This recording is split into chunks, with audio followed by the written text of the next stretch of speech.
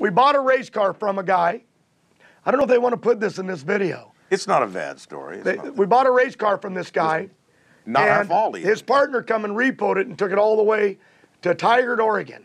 Turned out to be where my wife's, well, up there somewhere, where my wife's from. Well, that's what I'm saying. It's outside of Salem. So we went up there to get it. We whipped into town, Bruce Thorson, Louie, and me. And maybe Bob Fisher. I can't remember. No, it wasn't. You know who it was. Weta.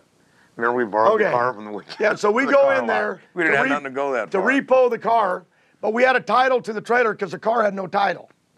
And so there was a big old fight in the parking lot. That the buddy of ours worked on the car lot. He actually told us that they said he could use the car, and I said, well, why don't you have a dealer plate later? Because I understood dealer plates, right? And he said, oh, they said we didn't need one. So we ended up in Oregon in a car that was, in effect, stolen and taken across the state line, which in that days of our youth, I knew it was serious. I could have told this story clean. Well, no, it wasn't like we took it back. No one ever knew. This was about running over the mayor. Okay, tell them. Okay, so anyway, they won't give us the car because there's no title, but the police gave us the trailer because we had a title. But we're getting out of town because we had had big old fights in the streets and it was time to, or arguments, and we made a scene in a nice little neighborhood. So we had to leave. So we're leaving town. Sun's coming up early in the morning, and we are trucking. And we were all coffeed up. We haven't slept in days because we needed this race car back. Two-lane road. We're going down the road, and there's a guy on a bike, and I pulled over, you know, to go around him. And when I came back in, he wasn't there. And then we saw dirt and dust.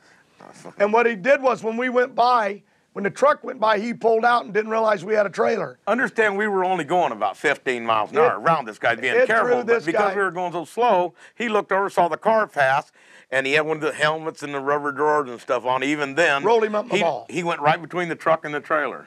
You ought to see us on the stage in Vegas for better than this. We're stealing for equal time here. But what I'm saying is, it threw this guy into a run, and we ran back. We thought we killed him. And he got up, and he was apologizing to us. It's my fault. I'm the mayor. I don't want to lose your votes. And we brushed him off, and we left town. And we never went back again. We took him home first, though. Yeah. And his bicycle.